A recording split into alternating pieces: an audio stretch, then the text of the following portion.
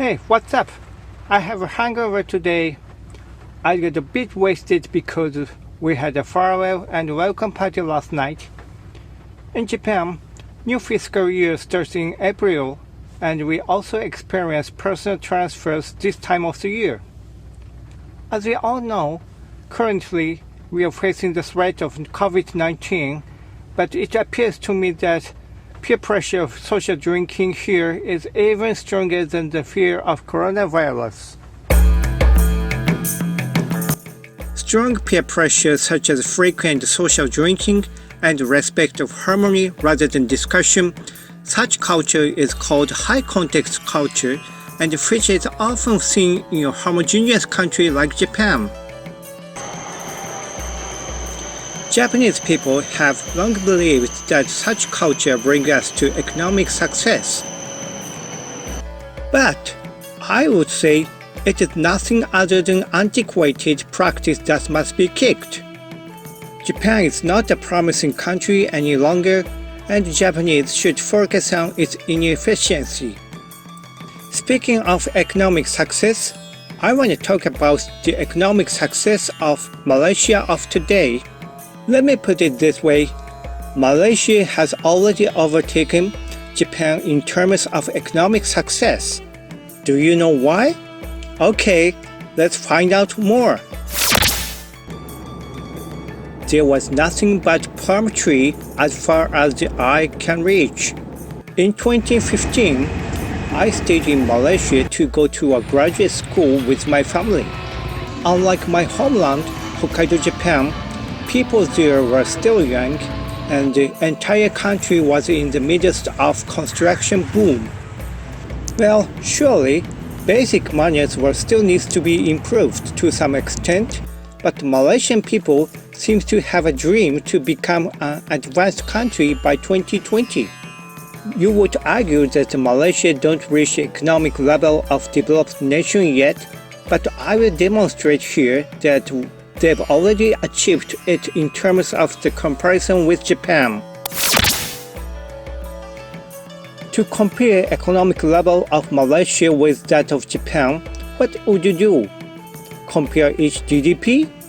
It's nonsense. That's not fair.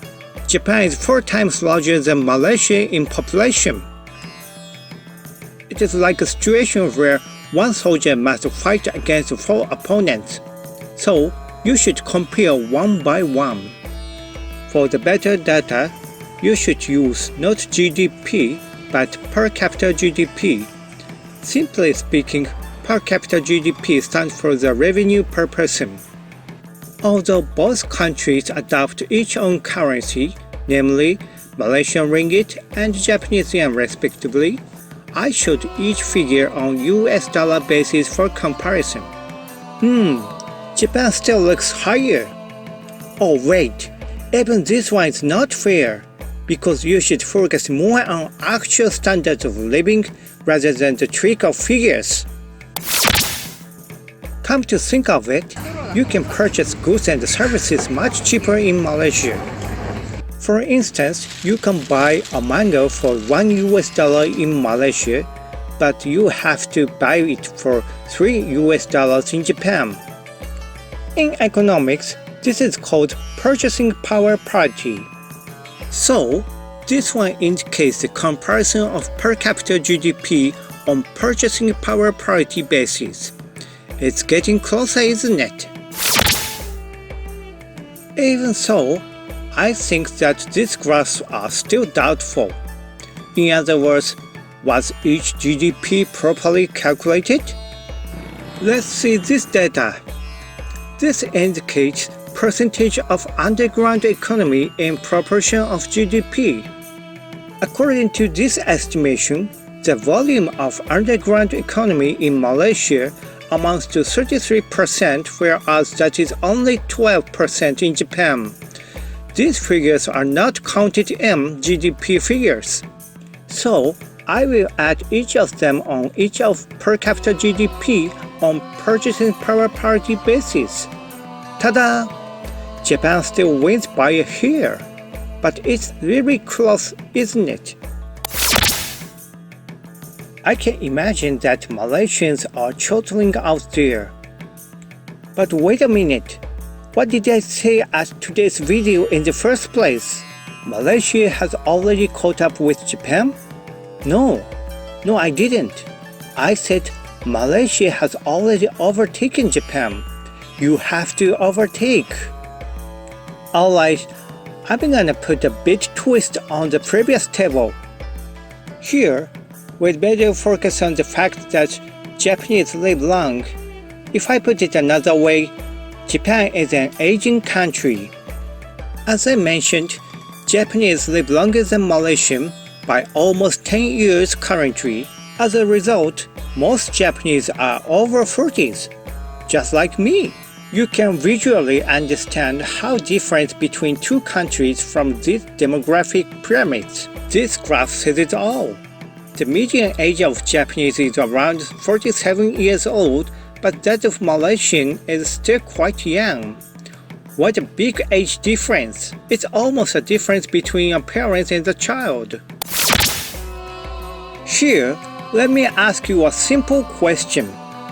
Just generally speaking, which generation is expected to make more money? Younger generation or elder generation? In my case, as I receive more promotions, I've got higher compensation package. Typically, in Japan, lifetime employment and the seniority system have long prevailed. Look at this table. In fact, workers in their 40s make twice as much as the ones in their below 30s. Therefore, you can't compare Malaysians of median ages with Japanese of median ages because it is not fair. Japanese have more advantages just because of their age. It has nothing to do with true earning power. So, I strongly suggest that you should compare Malaysian and Japanese on the same age basis. Now, let's go back to the previous graph. You still remember? This was a per capita GDP on purchasing power parity basis plus underground economy. Here, if you think that Japanese median ages were still at the same level as Malaysian, say over 20s, the income level should have been only a half. See? Malaysia has finally overtaken Japan. Well done! For your reference, if you focus on Tokyo only, you can see the different trend because the compensation of residents in Tokyo is outstanding. Unlike tourists, if you wish to become a resident in Tokyo, Malaysians might not be able to lead an enjoyable life there because of their high prices. To the contrary, Hokkaido is a lot more affordable. Why not come and live in Hokkaido? That's all for today. Thanks for watching. See you next time.